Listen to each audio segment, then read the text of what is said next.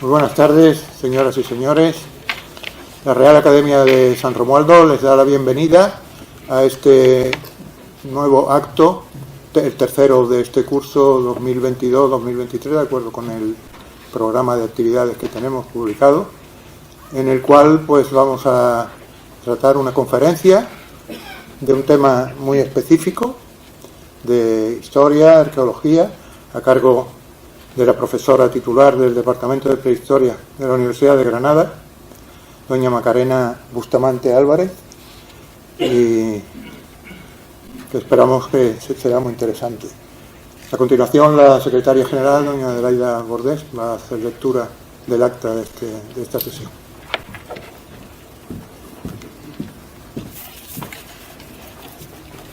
En la sesión de Junta de Gobierno celebrada por esta Academia el pasado 30 de noviembre de 2021, recogida en el acta número 371, se acordó incluir en el programa de actos del presente curso 2022-2023 la intervención de la señora doctora doña Macarena Bustamante Álvarez, profesora titular del Departamento de Prehistoria y Arqueología de la Universidad de Granada, con la conferencia titulada La panificación romana en Hispania. Será presentada por la ilustrísima señora doña María Elena Martínez Rodríguez de Lema, doctora en Filología Clásica y académica de esta, donde desempeña el cargo de vocal de letras en la Junta de Gobierno. Muchas gracias, señora secretaria general. Tiene la palabra doña María Elena Martínez Rodríguez de Lema para presentar a la conferenciante.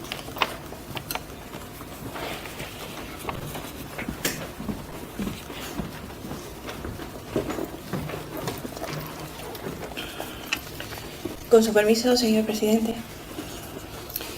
Autoridades, compañeros académicos, queridos amigos, la famosa frase panem et circenses, escrita por el poeta latino Juvenal, que vivió entre los dos primeros siglos, se ha hecho famosa a lo largo de la historia de la literatura y de la propia historia.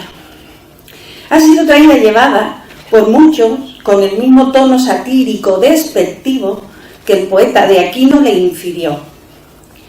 La degradación del objetivo de la política hasta el punto de no dirigirlo a conseguir el bienestar de las personas, sino a mantenerlas satisfechas solo para atraer su voto con lo mínimo, pan y diversión, principio que fue practicado en el periodo del Imperio Romano en el que vivió Juvenal, cuando en Roma el trigo y los espectáculos de circo eran gratuitos.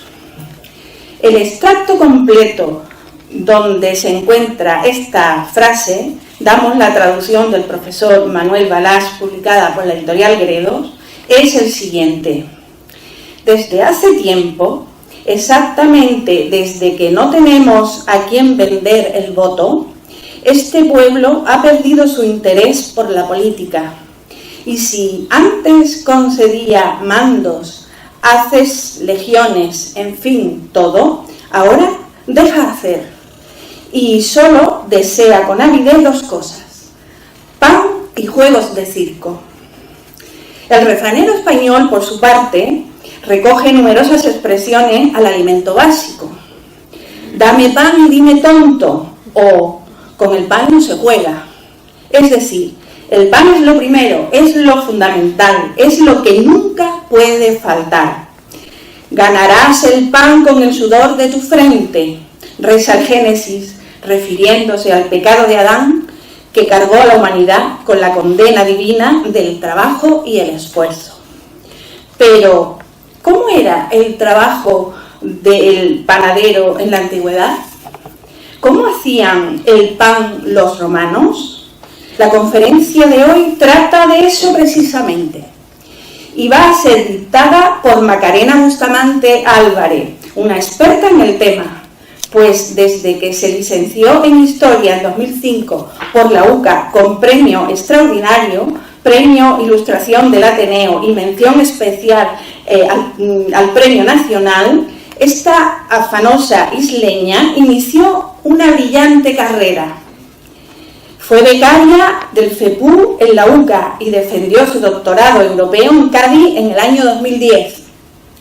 En este mismo año fue contratada dentro del programa Puente de la Universidad de Cádiz, ganando al año siguiente un contrato como doctor contratado JAEDOC en el Instituto de Arqueología de Mérida, CSIC, hasta 2014.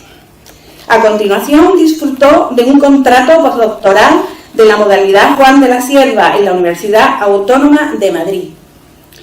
En la actualidad es profesora titular del Departamento de Prehistoria y Arqueología de la Universidad de Granada. A la vez, ha desarrollado su actividad docente en universidades como Cádiz, la Autónoma de Madrid, Lisboa, Valparaíso, Chile o Collège de France, París.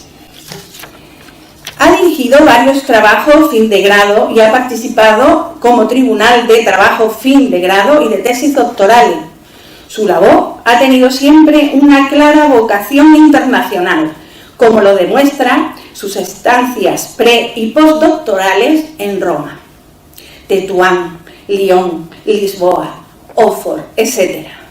Ha tomado parte en más de 40 proyectos internacionales de concurrencia competitiva y ha codirigido desde el año 2007 el proyecto Casa d'Arianna en Pompeya junto a Alberto Rivera y Lacomba. Buena parte de sus más de 50 trabajos científicos han sido publicados en algunas de las revistas mejor valoradas en la ERI. Más de 40 artículos publicados en revistas indexadas, caso de Zephyrus, Saguntum, Vesuviana o Archivo Español de Arqueología, algunas dentro del Q2 S. Cimadu. Ha publicado monografías publicadas en editoriales de referencia nacional e internacional, como CSIC y Arqueospress, en posición 4 de 26 y 4 de 39 en elencos de su especialidad del SEPI. Aparece recogida su producción en Web de Ciencias, con 23 documentos índice H3 y Scopus con H1, 14 documentos índice H2 y cuenta con 472 citaciones totales según Google Académico, de ellas 277 desde 2015, índice H12 del mismo servidor.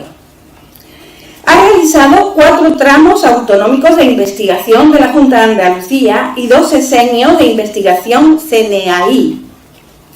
Pero es que, además, y simultáneamente a todo esto, ha ido cursando y acaba de concluir el grado en Historia del Arte por la UNED. Señores, como el tiempo manda, lo que les acabo de exponer no es más que una sinopsis, un resumen muy escueto del apabullante currículum de excelencia de Macarena. Seguramente, a la vez que lo han estado oyendo, han pensado que se trata de una persona que se encuentra en un punto muy avanzado de su vida profesional. Pero no es así, y esto la hace todavía más admirable. Macarena nació en 1983. Perdón que diga tu edad. Por tanto, es una jovencísima investigadora que tiene toda la vida por delante, en la que le espera, sin duda, un brillantísimo futuro.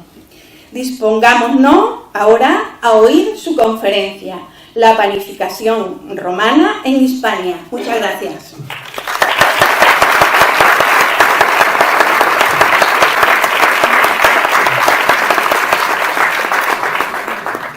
Muchas gracias, doña María Elena Martínez Rodríguez de Lema.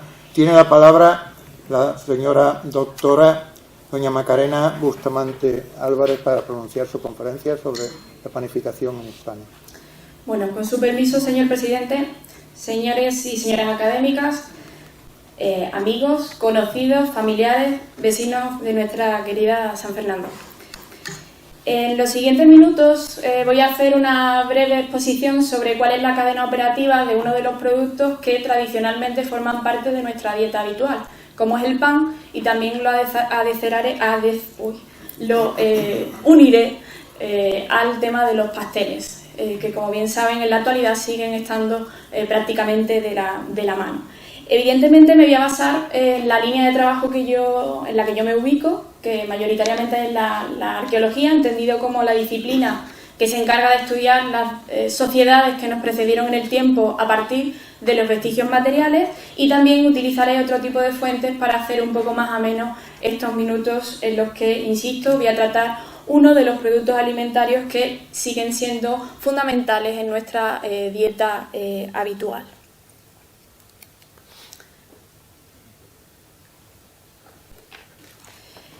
Para abordar esta temática, lo primero que vamos a iniciar es con la recogida del material o de la materia prima propiamente dicha, en este caso los cereales. Evidentemente, los cereales, como bien conocen en la actualidad, son unos materiales que pueden ser muy perecederos, por lo tanto, es muy difícil que desde el punto de vista de los vestigios arqueológicos lleguen a la actualidad hasta nosotros. Por ello, tenemos que hacer uso bien de fuentes textuales. Ahí tienen en la imagen un personaje que os será bastante conocido, Columela, un gaditano que hizo un tratado específicamente de agricultura y en el que nos dice plenamente cuáles son los cereales utilizados, y también vamos a hacer uso de los vestigios materiales que, insisto, son los mínimos, puesto que es un material perecedero que termina perdiéndose, pero a pesar de ello existe toda una serie de técnicas analíticas, carpología o bien antracología, así como otras disciplinas específicamente tecnológicas que nos permiten conocer cuál era esa base de la panificación. Con todos estos análisis, teniendo en cuenta esas fuentes textuales, podemos decir que esa panificación que en la actualidad está tan de moda, cebada, espelta, lenteja, en la actualidad también tenían su consumo, en este caso en época romana. Sin lugar a dudas, tenemos que tener presente lo mismo que pasa en la actualidad, y creo que estamos bastante concienciados con el tema de que hay determinados países que forman parte o que son nuestro granero. En época romana también existían determinadas zonas geográficas que, por sus bondades meteorológicas o bien por su sustrato de la tierra, hacían que el trigo, la cebada o todos estos productos fueran con un mayor desarrollo producidos en ese entorno. Por lo tanto, veremos cómo hay algunos espacios geográficos, como la península ibérica, que fueron lo que los romanos denominaron verdaderos graneros de Roma. Para proceder al cultivo, a su recolección, en época romana contamos con abundantes fuentes iconográficas, como la que tienen en la imagen, en las que seréis capaces de reconocer, en este caso, un ingenio utilizado hasta prácticamente nuestros días en los campos de nuestro país, ¿no? De igual modo, existe toda una serie de instrumental como el que tienen abajo, que se asemeja bastante a lo que en la actualidad también se sigue utilizando y que nos hablan de una recogida prácticamente tradicional y que ha llegado, insisto, hasta nuestros días. En el caso que os he comentado ya que existen distintas áreas geográficas que son más propicias para el cultivo de determinados cereales, no solo la península ibérica, el sur de la península itálica o bien el norte de África o incluso más Egipto, fueron verdaderos graneros de Roma, por los cuales había que hacer un transporte continuo de un material que era básico para la dieta y la alimentación en época antigua. No solo desde el punto de vista de la panificación, sino también a partir del ingesto de nuestras gachas. Las gachas en latín reciben el nombre de puls y de hecho existía una especie de mote generalizado para los romanos, de aquellos que venían de fuera, como aquellos que continuamente están comiendo gachas, ¿no? Los pulfigatores, es decir, continuamente ingiriendo este producto que era un producto muy básico. En relación a cómo se produciría ese transporte, ese comercio, ahí tienen un precioso documento iconográfico procedente de Ostia, que es una ciudad que se encuentra en el entorno de Roma y que fue su puerto de salida de productos, en los que se observa cómo hay fardos hechos con tela, toneles hechos en madera o bien recipientes de cerámica que nos permitirían hacer ese trasvase de un lugar a otro. Sin embargo, lo mismo que pasa en la actualidad, en época antigua tenían el problema de la conservación. Evidentemente, cuando dejamos abierto un paquete de alguna producto de base cerealístico en la actualidad enseguida genera moho, bichos, insectos, parásitos, y en época antigua también existía esa preocupación. Os he puesto, os iré aderezando toda mi conferencia con una serie de fuentes textuales, como la doctora Martínez me ha precedido y que también ha hecho una alusión a una de las más conocidas. Fijaros la que dice Plinio: los granos engruesan durante el crecimiento de la luna, o Varrón nos dice: es necesario localizarlos en graneros altos. Es decir, era necesario proceder a un estocaje, a un almacenaje aislado del suelo, en el que no se produjera una subida de la humedad y por lo tanto el florecimiento y el arruinado completo de esa base de la alimentación. Tenemos que tener en cuenta que en época romana existía una institución que recibía el nombre de la annona, que permítanme un poco el paralelismo, una especie de ministerio de la alimentación, de la agricultura, que intentaba velar primero porque los productos se consumieran en un óptimo estado de calidad, y de igual modo que se tuviera presente que si había algún periodo de carestía hubiera alimento para toda la población. Esa annona era la encargada de construir una serie de edificios que recibían el nombre de hórreo, hórrea en plural, que guardaba una serie de características físicas para evitar que ese grano floreciera, que ese grano se arruinara. Algunos de estos edificios son de carácter público, y ahí tienen uno, en este caso también de suelo itálico, de Ostia, perfectamente conservado, y en otros casos podrían ser ya de carácter más reducido, privado, o incluso ubicarse en espacios específicos de alguna vivienda. ¿En qué consistían estas construcciones? Bueno, he puesto ante una imagen de una construcción palafítica muy conocida, porque en la actualidad en la zona de Galicia se sigue utilizando. Son construcciones que están elevadas y que permiten que el aire transite por la parte inferior sin necesidad de que esté en contacto el grano con el suelo y por lo tanto se termine arruinando. Aquí tienen un ejemplo, en este caso de Mérida, de unas excavaciones que hemos realizado recientemente, en la que pueden ver pues toda una serie de pequeños muros paralelos que darían lugar a una cimentación, a un lugar donde se colocaría un pavimento de madera y permitiría que ese alimento estuviera totalmente elevado. Ahora verán una reconstrucción que creo que será mucho más clara.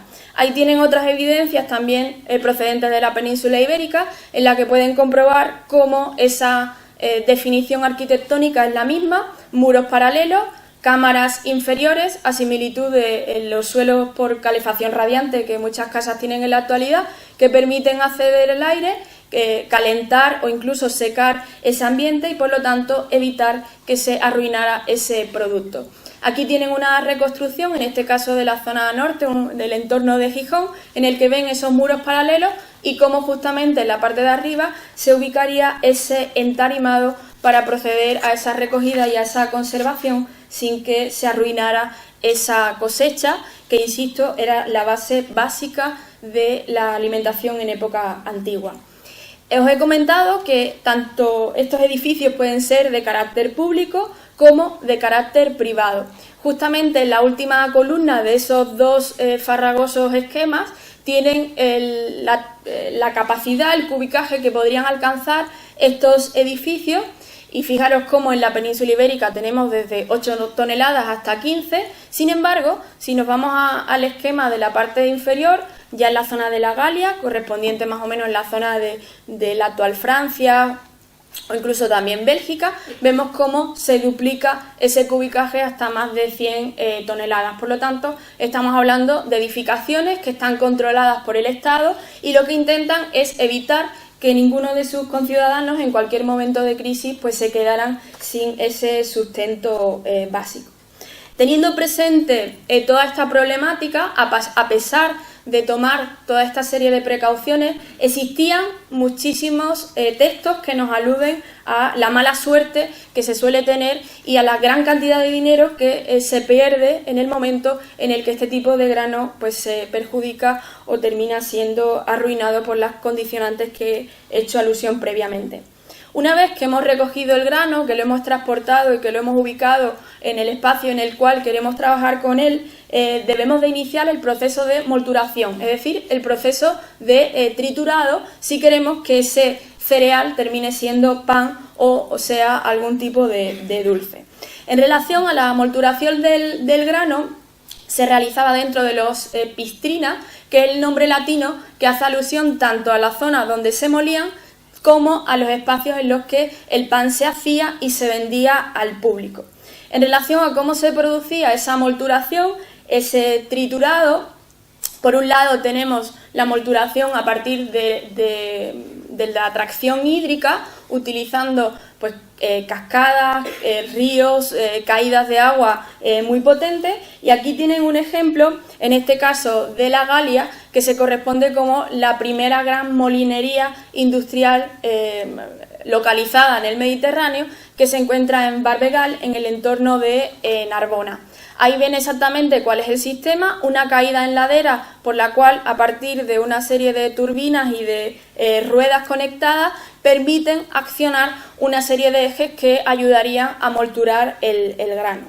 Para el caso de la península ibérica, quizás conozcan este molino que apareció recientemente en el río Guadalete, excavado por nuestra compañera Esperanza Mata, y en la que, además de unas instalaciones de época moderna, las cimentaciones parecen apuntar que también el río Guadalete en época romana fue utilizado para la molturación del grano. Una molturación que, según las fuentes textuales, e insisto, algunos de los textos me iré parando y otros simplemente para deleite de aquellos que estáis sentados en el público, hacen alusión que era un negocio bastante lucrativo, evidentemente para el que lo regentaba y no para aquel que se encontraba todo el día, intentando que la rueda de funcionamiento fuera bastante apta. Hemos visto dos claros ejemplos de molinos prácticamente industrializados, aunque estemos en época romana, pero lo normal era que la tracción del molino fuera de carácter manual o bien animal. Aquí tienen un ejemplo de un sarcófago italiano en el que se observa cómo hay dos personas en torno a un eje de madera y dos piedras superpuestas, en las cuales se produciría esa molturación, ese triturado, evidentemente de carácter casi manual. Tenéis que tener en cuenta que la utilización del molino, y sabéis que hasta hace poco tiempo también se ha seguido utilizando el molino de piedra, y quizás las boutiques panaderías que en la actualidad también están de moda hacen mucha alusión al molturado en piedra. Se utiliza un tipo de piedra que es una piedra con unas características muy específicas. Es una piedra volcánica que tiene mucha porosidad para que el grano, en el momento en el que caiga, quede totalmente fijo, y por la rotación de la parte superior de ese molino se pueda llegar a consumir o se pueda llegar a generar ese trigo.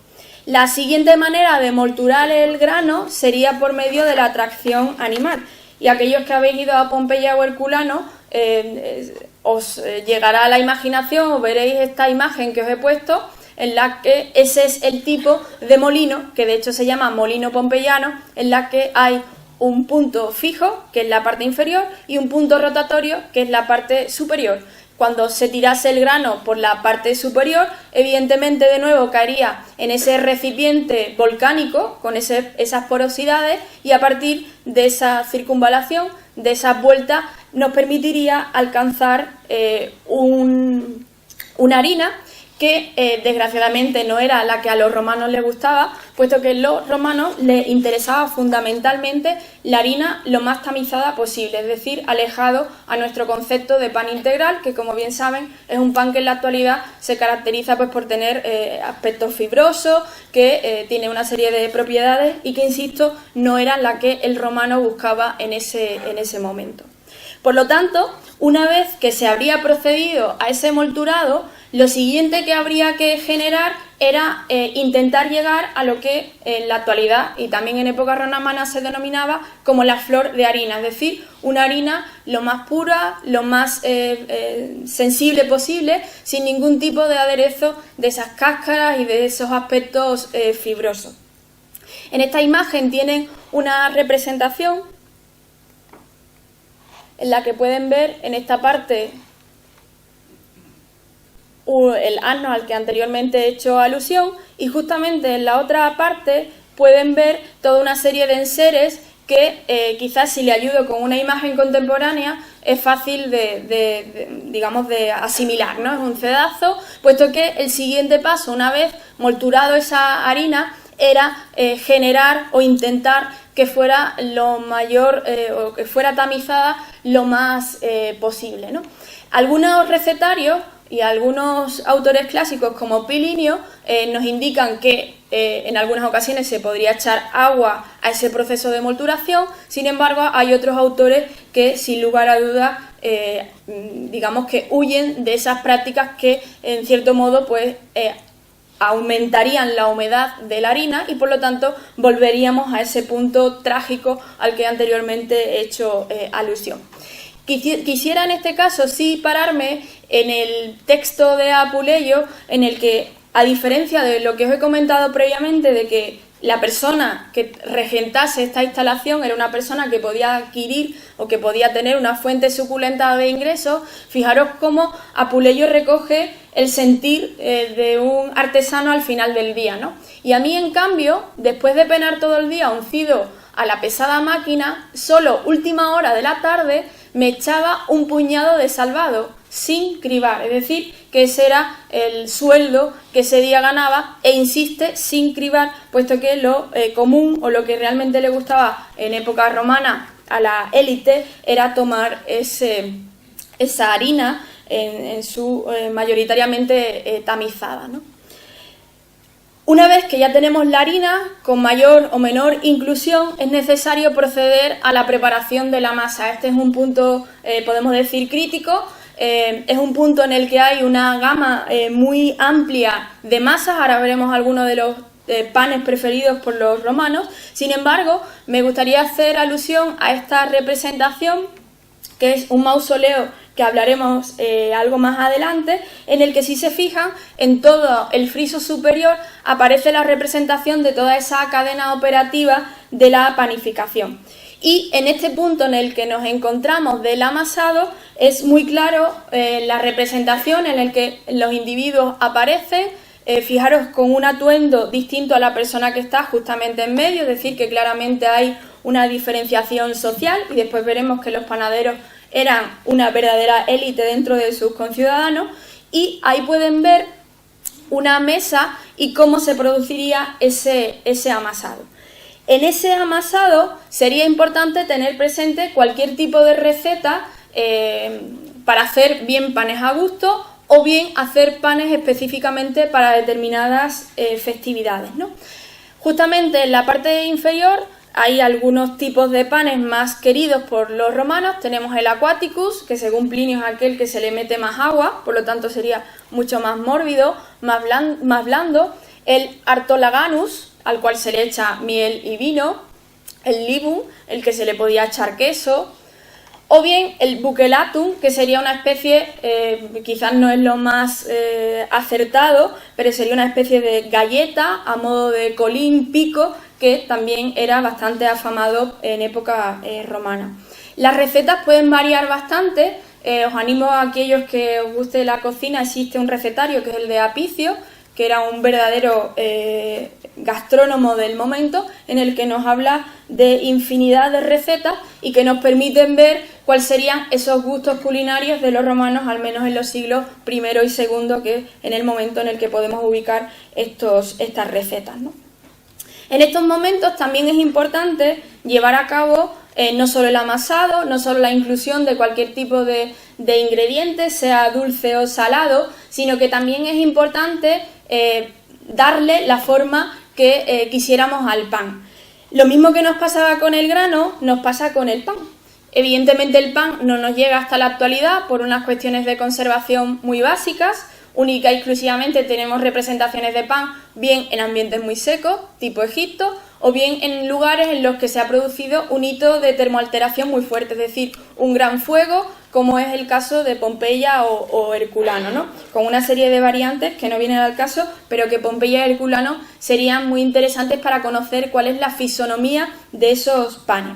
Y ahí tienen dos ejemplos en este caso de la villa de Boscoreale, que es una villa que está justamente entre Pompeya y Herculano, y pueden ver cómo la fisonomía de los panes en época antigua difieren bastante poco de nuestras hogazas, bobas o con terminología muy variopinta en función de la geografía peninsular en la cual nos encontremos.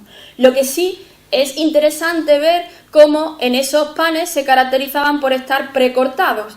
A mí me gusta mucho cuando hablo de estos panes hablar de las pizzerías que hay por Italia, en las que uno va y se lleva un trozo de pizza. En este caso pasa exactamente igual con el pan, es decir, el pan ya se cuece con una forma predeterminada y uno simplemente va a coger un tipo u otro de pan.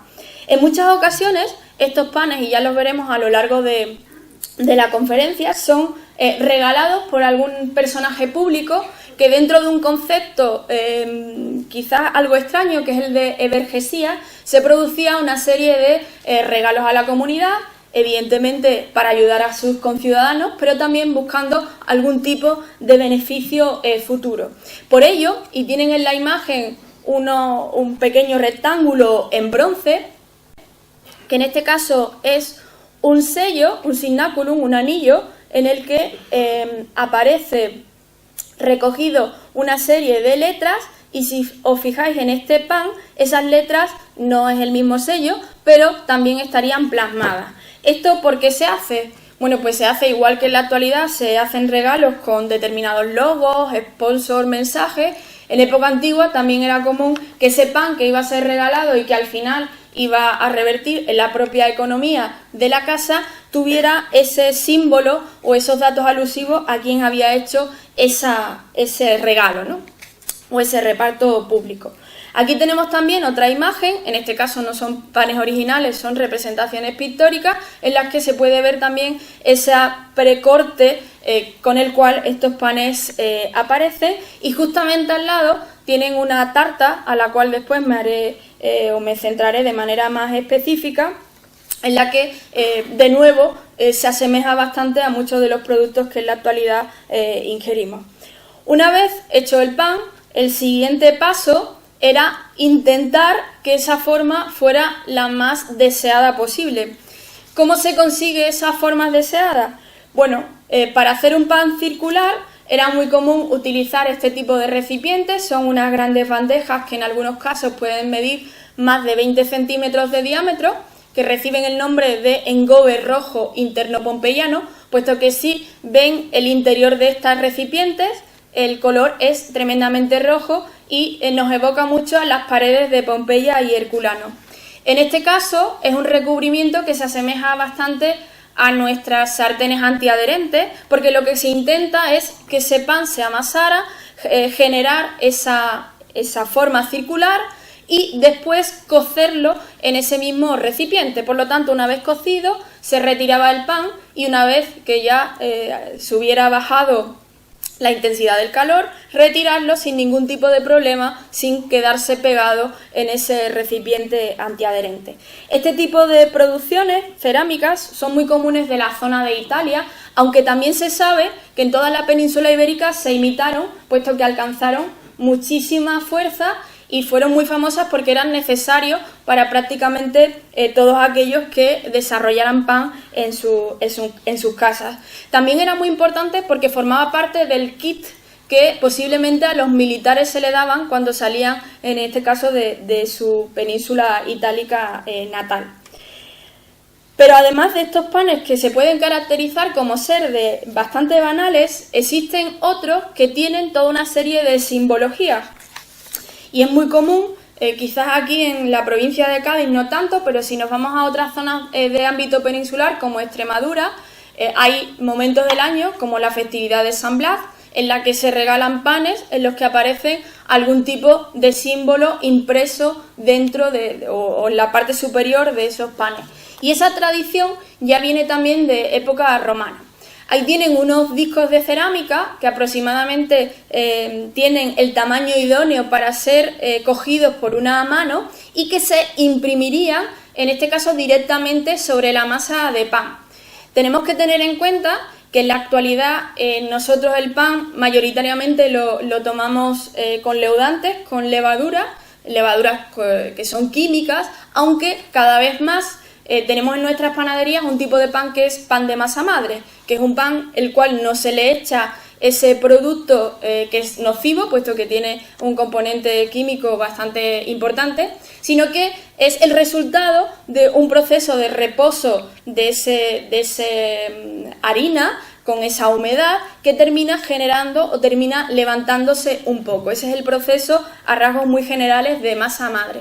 Por lo tanto, si la masa la hacemos e inmediatamente plasmamos esas representaciones a las cuales haré alusión y las cocemos inmediatamente, el motivo seguirá quedando impreso. El problema es si pasa varios días, esa masa madre se eleva, leuda y por lo tanto ese motivo no queda impreso.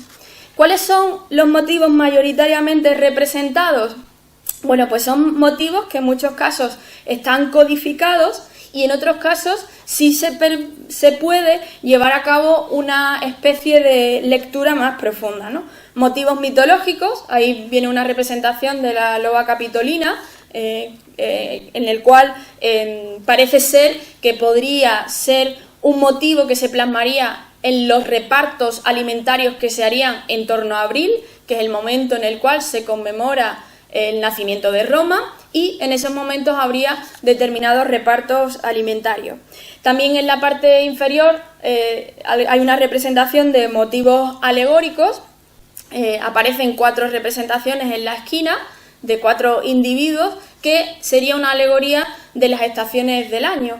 O bien tiene alguna representación de victorias por las cuales parece ser que sería común que se regalara algún tipo de pan conmemorativo, en este caso a la persona que hubiera ganado algún tipo de espectáculo circense, gladiatorio, independientemente del que fuera.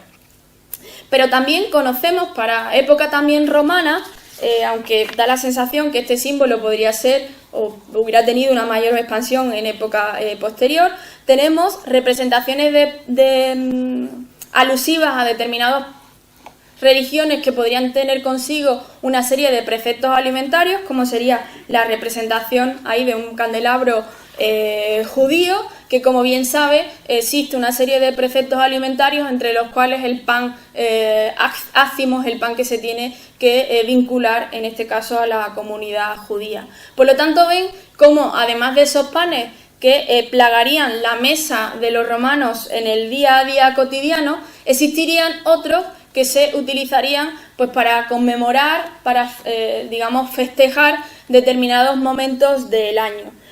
Pongo un ejemplo, existía una tradición en época romana que era la del Dies Natalis Imperatoris, que era el día del nacimiento del emperador, no como persona, sino el día que era nombrado emperador.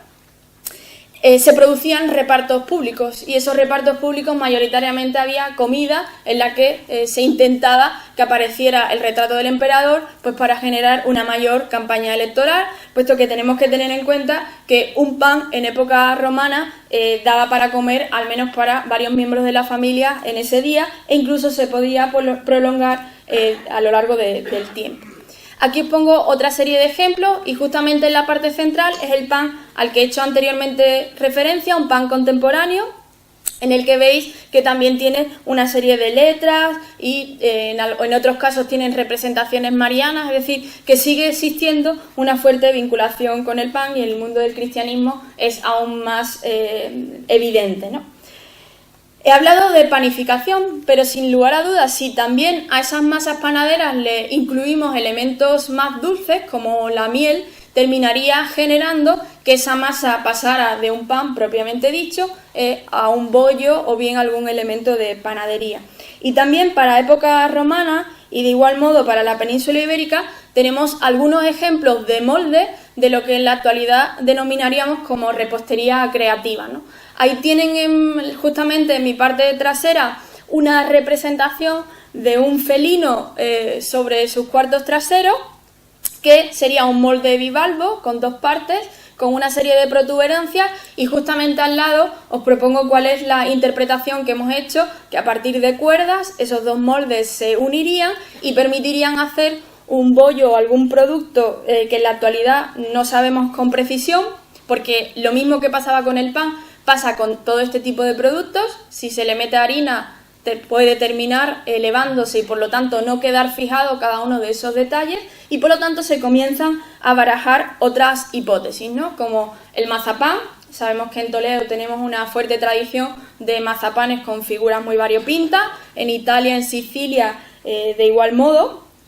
Y lo que sí sabemos es que mayoritariamente las representaciones que van a aparecer en esos moldes se asocian a espectáculos.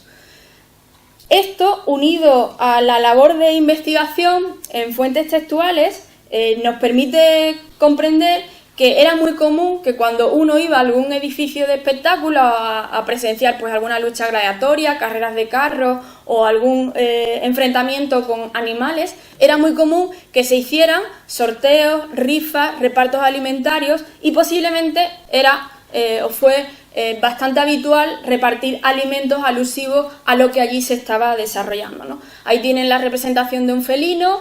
Justamente en el ejemplar de Córdoba tiene la representación muy rota de dos actores, y el más interesante por la novedad es este recientemente publicado de Zaragoza, en el que ven una especie de lemúrido, de pequeño conejito, que según sus investigadores apuntan a que posiblemente no fuera mazapán, que posiblemente no fuera ningún bizcocho, sino que estuviéramos hablando de una especie de mermelada, carne de membrillo o algún otro elemento también consumido en época romana.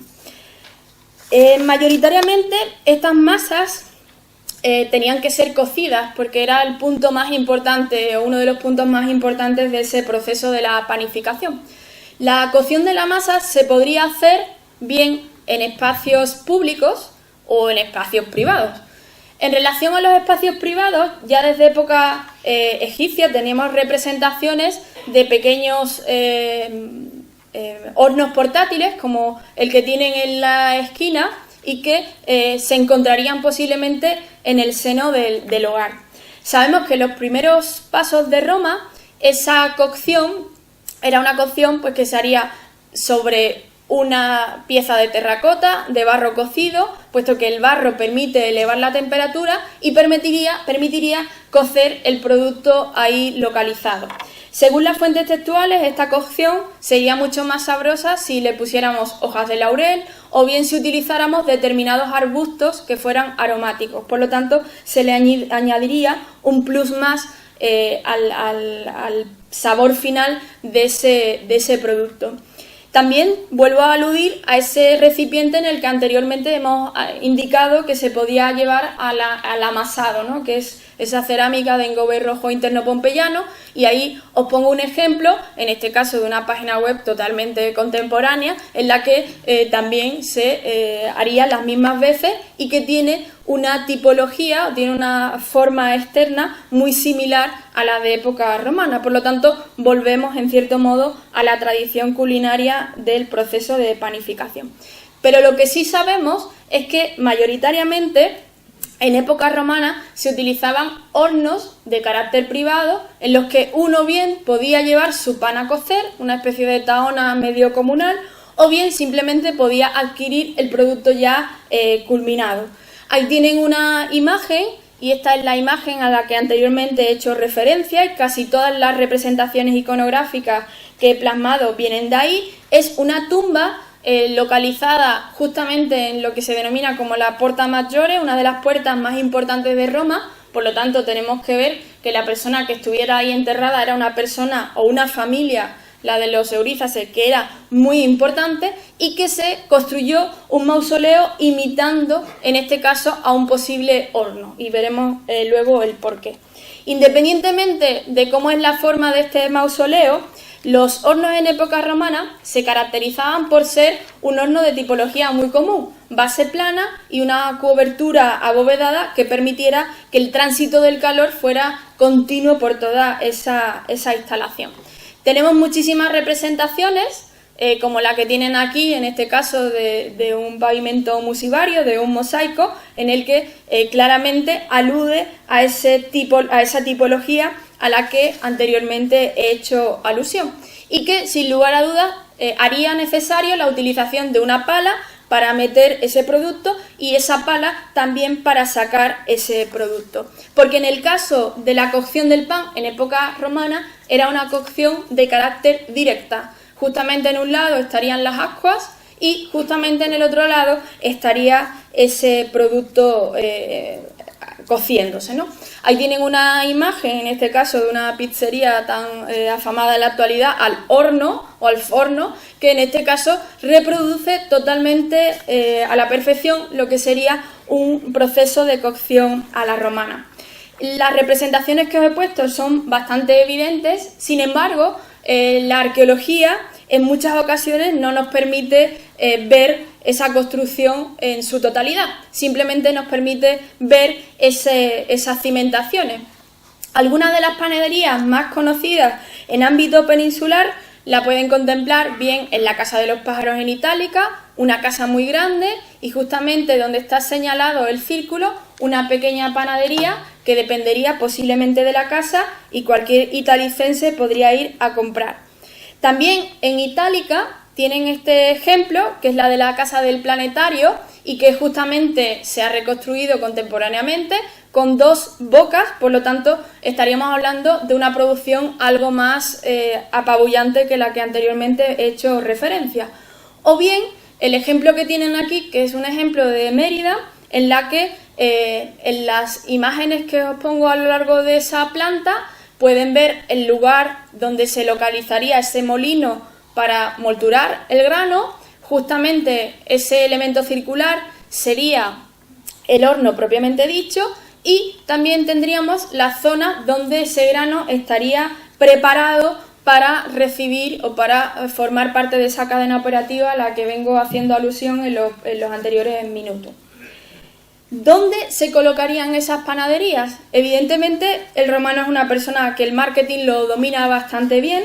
Es muy difícil evaluar dónde se localizarían, en este caso en la península ibérica, porque son muy pocas las ciudades que conocemos en extensión, pero si nos vamos a Pompeya o Herculano, que prácticamente conocemos su desarrollo urbanístico genérico, pueden ver cómo tiene una serie de hitos en colores que nos hablarían dónde se localizarían estas panaderías y pastelerías.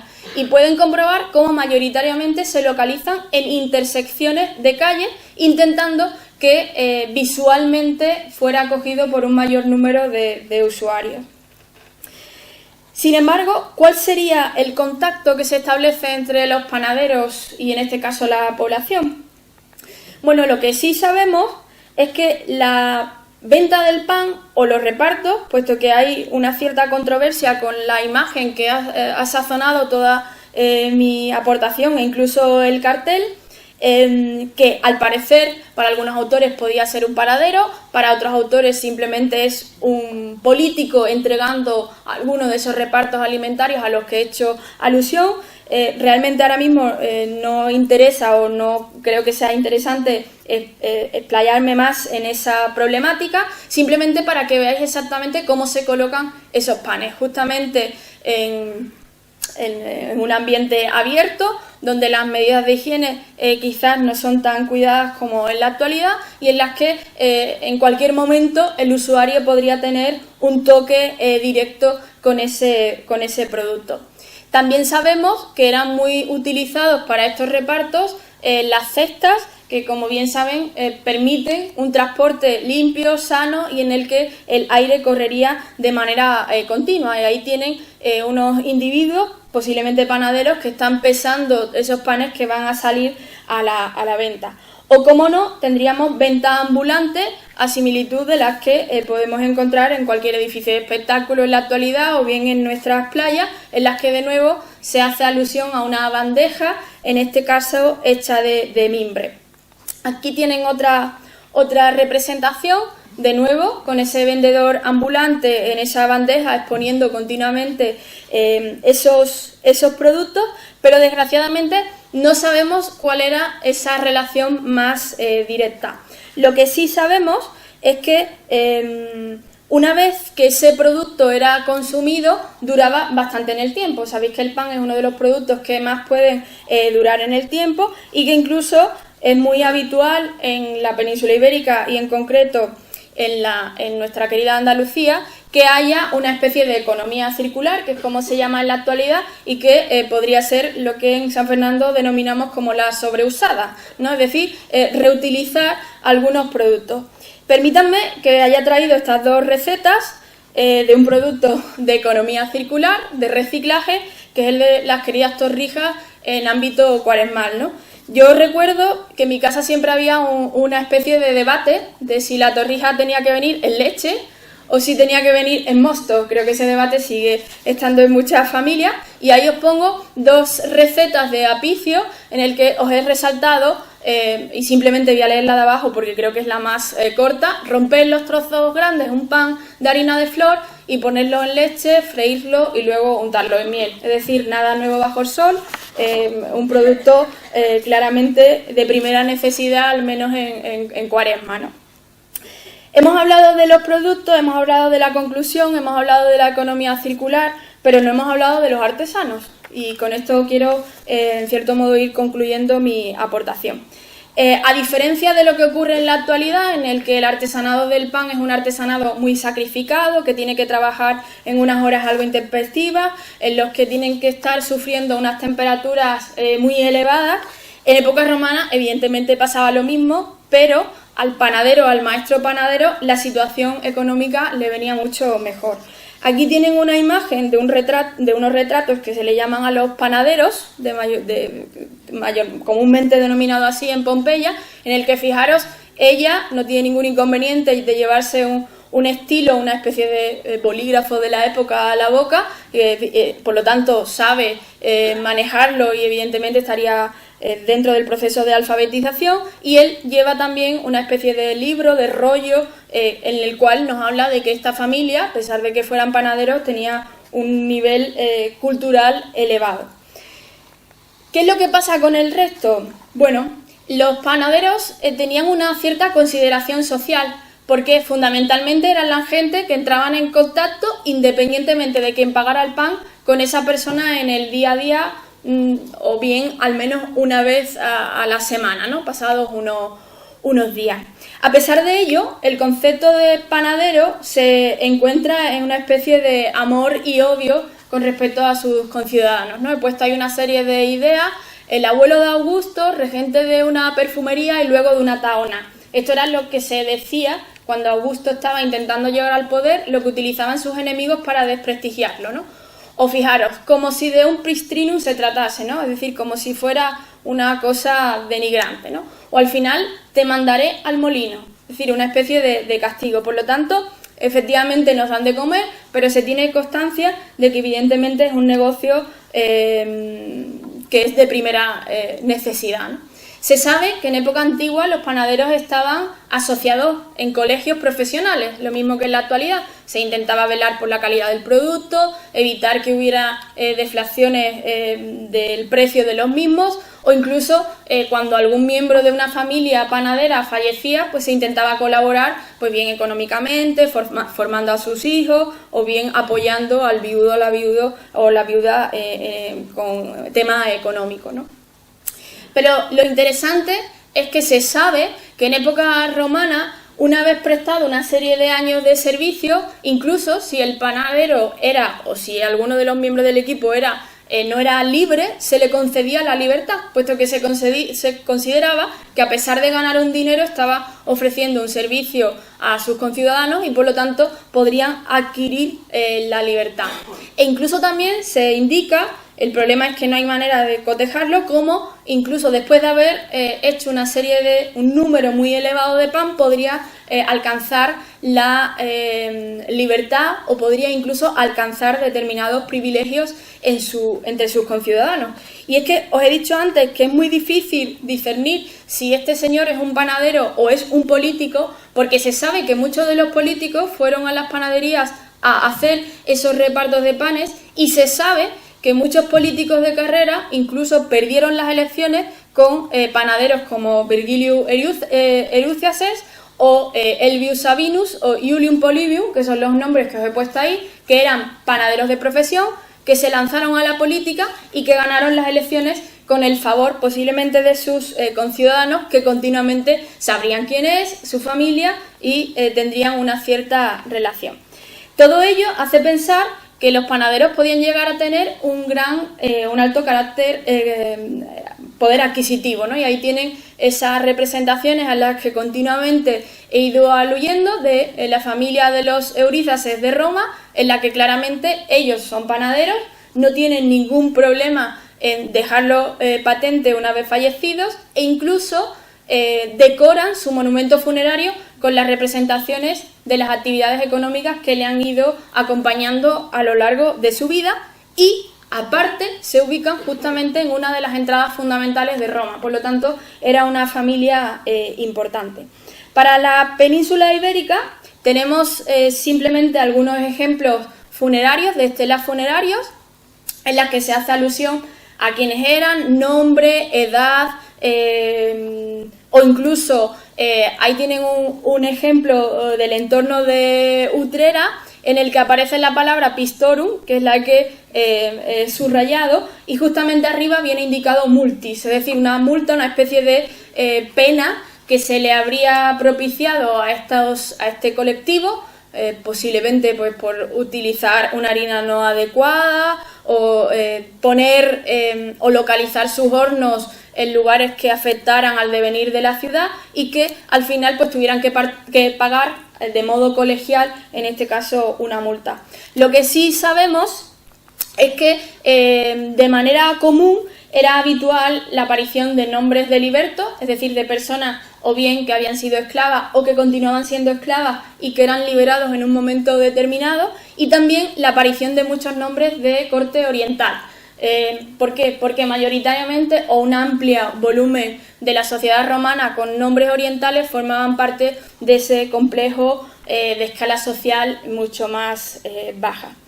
Yo con esta aportación espero que hayan podido comprobar cuál es el proceso de panificación en época romana, cuáles son pues todos los elementos potenciales que la arqueología nos puede ofrecer combinando con otras disciplinas. Y yo, para concluir, quisiera agradecer de manera muy profunda a la Real Academia por haberme invitado. Es muy difícil abordar una investigación con la que convivo diariamente, y sobre todo hacerlo partícipe a amigos, familiares y conocidos de mi querida San Fernando, y por lo tanto para mí ha sido un verdadero honor y placer. Muchísimas gracias.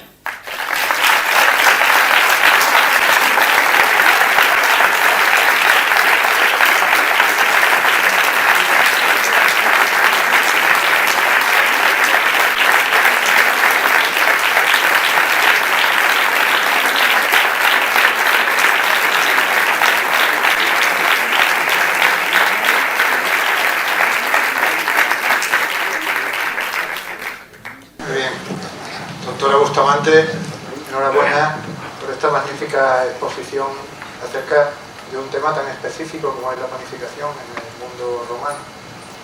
Debo reconocer que en principio, cuando conocí el título de su disertación, no pensaba que fuera a tener la profundidad que ha tenido, lo que demuestra pues una capacidad de estudio, de trabajo, una intensidad en el tiempo y en el espacio, porque lo mismo ha sido la península italiana como la península ibérica.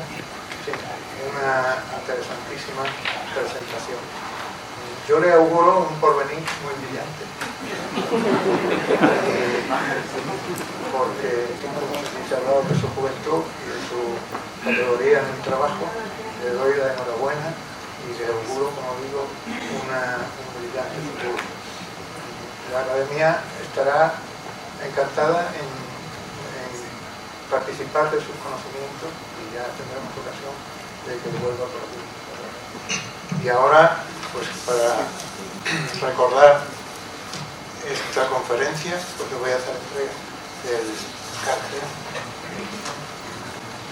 No sabemos si será un panadero o será un político.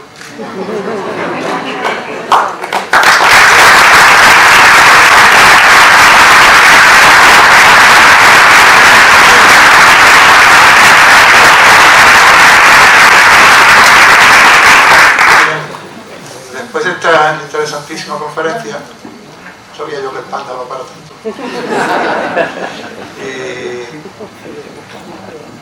Te quiero agradecer en primer lugar la presencia de las autoridades civiles y militares, de los señoras y señores académicos y de todos ustedes, queridos amigos, por su colaboración y su continua y asidua asistencia a nuestros actos. Muchísimas gracias por su presencia.